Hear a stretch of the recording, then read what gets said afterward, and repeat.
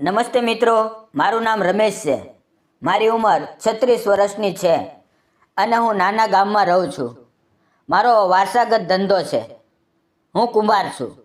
માટીમાંથી માટલા, કળશ, દીવા, સુરાય અને ઘરની અન્ય માટીની વસ્તુઓ બનાવું છું અને બજારમાં તેમજ આસપાસના ગામડાઓમાં વેચું છું. મારી દુકાન ગામના મુખ્ય ચોકમાં છે અને લોકોની જરૂરિયાતને કારણે ધંધો સારો ચાલે છે. રોજ સારી આવક થઈ જાય છે, પણ એકલા હાથે બધું સંભાળવું મુશ્કેલ થઈ રહ્યું હતું. માટી ભેળવવી, ચાક પર વાસણો બનાવવા, સૂકવવા, ભઠ્ઠામાં શેકવા અને પછી વેચાણ, આ બધું એકલા કરવું ભારે પડતું હતું. તેથી મારે એક મદદનીશની જરૂર હતી. મેં દુકાનની બહાર એક નાનું બોર્ડ લગાવ્યું કે મદદનીશ જોઈએ છે. આમ જ કેટલાક દિવસ વીતી ગયા, પણ કોઈ આવવાનું નામ નહોતું લેતું. એક દિવસે સવારે હું ચાક પર એક મોટો માટલું બનાવી રહ્યો હતો. લગભગ 10:30 વાગ્યે એક સુંદર સાડી પહેરેલી યુવતી દુકાનમાં આવી. તેનું રૂપ એટલું નાજુક અને આકર્ષક હતું કે મારા હાથ ચાક પરથી થંભી ગયા. હું થોડો ચોંકી ગયો અને હસતા હસતા પૂછ્યું, શું જોઈએ છે? તેણે શાંત અવાજે કહ્યું, મારે કાંઈ ખરીદવું નથી. છેલ્લા 2-3 દિવસથી હું તમારી દુકાન જોઈ રહી છું. તમારે માણસ જોઈએ છે? મેં આશ્ચર્ય સાથે કહ્યું, હા જોઈએ છે. તે તરત બોલી, મને કામની ખરેખર જરૂર છે. હું તેને જોતો જ રહી ગયો. તેની આટલી સુંદરતા જોઈને લાગતું નહોતું કે તેને કામની જરૂર હશે. મેં ધીમેથી કહ્યું, તું આટલી સુંદર છે, તને જોઈને એવું લાગતું નથી કે તને કામની જરૂર હશે. તેણે દુઃખભર્યા અવાજે કહ્યું, ના, મને સાચે જ કામની જરૂર છે, કારણ કે હું વિધવા છું. આ શબ્દો સાંભળીને મારું હૃદય ધ્રુજી ઉઠ્યું. તેની સુંદરતા પાછળ છુપાયેલું દુઃખ મને સ્પષ્ટ દેખાવા લાગ્યું. મેં પૂછ્યું, તમારું નામ શું છે? ક્યાં રહો છો? તેણે કહ્યું, મારું નામ નીલમ છે અને હું આ જ ગામની બહારના ભાગમાં રહું છું. મેં કહ્યું, તને દર મહિને 10,000 રૂપિયા પગાર મળશે, પણ સવારે 8 વાગ્યે આવવું અને સાંજે 6 વાગ્યે ઘરે જવાની છૂટ. આ સાંભળીને તેના ચહેરા પર ખુશીની ચમક આવી. તેણે દિલથી આભાર માન્યો અને મુસ્કુરાતા કહ્યું, હા, હું કાલથી કામે આવીશ. તે મધુર મુસ્કાનથી મારું મન પીગળી ગયું, જાણે મારા એકલા જીવનમાં એક નવો પ્રકાશ આવ્યો હોય. તે જતી વખતે હું તેને ઘણી વાર સુધી જોતો રહ્યો. સાંજે હું ઘરે ગયો અને પોતાનું ખાવાનું જાતે બનાવીને ખાધું. મારી પત્નીનું અવસાન ઘણા વર્ષો પહેલાં થઈ ગયું હતું. તે પછી મેં બીજા લગ્ન નહોતા કર્યા. જીવનમાં એટલું દુઃખ જોયું હતું કે ફરી કોઈ બંધનમાં બંધાવવાનું ઈચ્છા નહોતી. હું એકલો જ રહેતો હતો. મને પણ ખબર હતી કે માણસ કેટલા દિવસ એકલા સહન કરી શકે. બીજે દિવસે સવારે મેં દુકાન ખોલી. બરાબર 8 વાગ્યે નીલમ આવી ગઈ. તેની સમયનિષ્ઠા જોઈને મને ખુશી થઈ. મેં તેને બધું સમજાવ્યું. માટી કેવી રીતે ભેળવવી, ચાક પર વાસણો કેવી રીતે બનાવવા, સૂકવવાની જગ્યા ક્યાં છે, ભઠ્ઠું કેવી રીતે ચલાવવું, ગ્રાહકોને કેવી રીતે વાત કરવી. હું સમજાવતો હતો અને અજાણતા મારી નજર તેના માસૂમ ચહેરા પર અટકી જતી હતી. તેનું બોલવું પણ એટલું મધુર હતું. શરૂઆતમાં 3-4 દિવસ તેને થોડી મુશ્કેલ લાગ્યું, પણ તે ખૂબ ઝડપથી બધું શીખી ગઈ. હું પણ ધીરજથી શીખવતો હતો. ધીમે ધીમે નીલમની હસીમાં મને નવી આશા દેખાવા લાગી.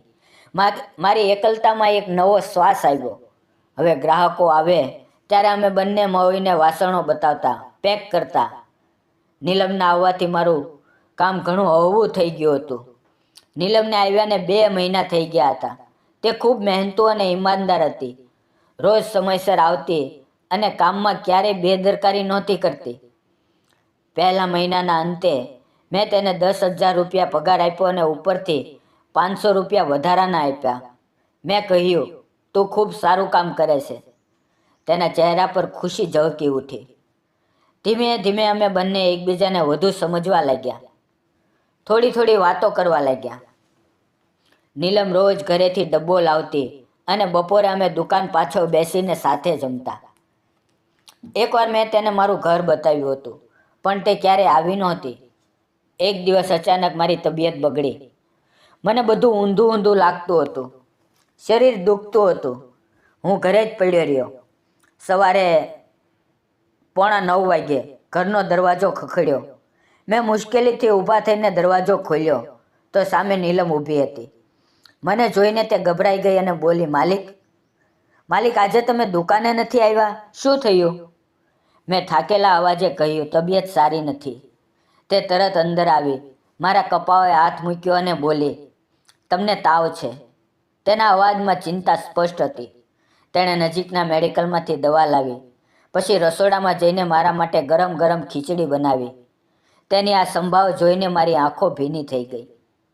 તેણે મને ખવડાવ્યું, દવા આપી અને કહ્યું, હવે તમે આરામ કરો, હું દુકાન સંભાળી લઈશ. તે દિવસે મને ખ્યાલ આવ્યો કે નીલમ મારી કેટલી ચિંતા કરે છે. તે આખો દિવસ દુકાન સંભાળતી રહી. બપોરે ફરી ઘરે આવી, ખાવાનું બનાવ્યું અને અમે સાથે બેસીને ખાધું. મારો તાવ પણ ઘટવા લાગ્યો. હું તેને જોતો હતો અને મારા હૃદયમાં પ્રેમની લાગણી જાગી. વાતચીત દરમિયાન નીલમે પૂછ્યું, સાહેબ, તમે એકલા કેમ રહો છો? તમારું કોઈ નથી? મેં ધીમેથી કહ્યું, ઘણા વર્ષો પહેલાં મારી પત્ની બીમાર પડી અને ગુજરી ગઈ. માતા પિતા પણ નાનપણમાં જ ગયા હતા, તેથી હું એકલો જ છું. પછી મેં તેને પૂછ્યું, નીલમ, તારા ઘરમાં કોણ કોણ છે? તેણે શાંતિથી કહ્યું, હું પણ એકલી છું. મારા લગ્ન 8-9 વર્ષ પહેલાં થયા હતા. મારો પતિ મને ખૂબ પ્રેમ કરતો હતો, પણ ખરાબ સંગતમાં પડ્યો. નશાની આદત લાગી અને એક દિવસ બાઇકનો અકસ્માત થયો. તેમાં જ તે ગુજરી ગયો. ત્યારથી હું એકલી જ રહું છું. આ સાંભળીને મને લાગ્યું કે અમારી પરિસ્થિતિ એક સરખી છે. બંને એકલા, બંનેના જીવનમાં દુઃખ. તે ક્ષણે અમારા હૃદય વચ્ચે એક અદૃશ્ય દોરો બંધાયો. આમ જ 3-4 મહિના વીતી ગયા. અમારું મન વધુ નજીક આવતું ગયું. આંખોમાંથી જ લાગણીઓ વ્યક્ત થવા લાગી. નીલમની સુંદરતા, તેની સાદગી, તેનું દિલ, બધું મને પોતાની તરફ ખેંચતું હતું. એક દિવસ સાંજે મેં કહ્યું, નીલમ, આજે તને કામે આવતા 8 મહિના થયા. આ મહિનાનો પગાર ઘરે છે, જતાં પહેલાં લઈ લે. મેં 5:30 વાગ્યે દુકાન બંધ કરી ઘરે આવી ગયો. થોડી વારમાં નીલમ આવી. મેં કહ્યું, બેસ, હું ચા બનાવું. પણ તેણે મુસ્કુરાતા કહ્યું, તમે આરામ કરો, હું બનાવું છું.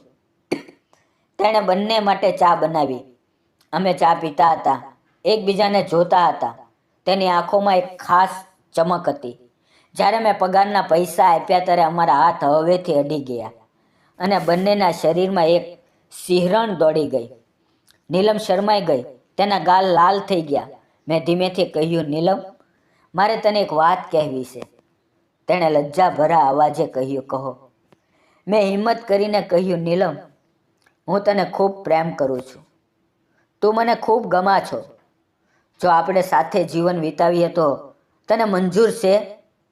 તે થોડી પળ ચૂપ રહી. પછી તેની આંખોમાંથી ખુશીની ચમક સાથે બોલી, હા. તે એક શબ્દે મારું જીવન બદલી નાખ્યું. આમ જ થોડા મહિના અમે એકબીજાને વધુ સમજ્યા, પ્રેમ કર્યો. અંતે અમે મંદિરમાં સાદા લગ્ન કરી લીધા. હવે નીલમ અને હું સાથે રહીએ છીએ. થોડા સમય પછી નીલમે એક પ્યારા દીકરાને જન્મ આપ્યો. તેને જોઈને નીલમની આંખોમાં ખુશીના આંસુ આવી ગયા. આજે અમારો સંસાર ખૂબ સુખીથી ચાલે છે. હું માટીની વસ્તુ બનાવું છું. નીલમ ઘર અને બાળકની સંભાળ રાખે છે. ક્યારેક દુકાને પણ મદદ કરે છે. અમારું જીવન હવે પૂર્ણ થઈ ગયું છે. દુઃખની જગ્યાએ ખુશીઓએ લીધી છે. મિત્રો, તમને શું લાગે છે? બે એકલા દિલો જ્યારે સચ્ચાઈથી મળે છે ત્યારે સુખી સંસાર બની શકે છે ને? તમારો વિચાર કોમેન્ટમાં જરૂર જણાવજો. જીવન ગમે તેટલું કઠિન હોય, જો બે દિલ સાચા હોય તો એકબીજાનો સાથ આપીને સુંદર સંસાર બનાવી શકે છે. એકલતા અને દુઃખ જીવનનો હિસ્સો છે, પણ તેમાંથી બહાર કાઢનાર સાચો પ્રેમ અને વિશ્વાસ જ માણસનો સાચો સહારો છે. આ વાર્તા આપણને શીખવે છે કે સુંદર ચહેરો નહીં, પણ સુંદર દિલ સંબંધને મજબૂત બનાવે છે. જો આ પ્રેમ કથા તમારા હૃદયને સ્પર્શી ગઈ હોય તો કૃપા કરીને વિડીયોને લાઈક કરો, શેર કરો અને ચેનલને સબસ્ક્રાઈબ કરવાનું ન ભૂલતા. ફરી મળશું મિત્રો નવી વાર્તા સાથે. ત્યાં સુધી આવજો. ધન્યવાદ.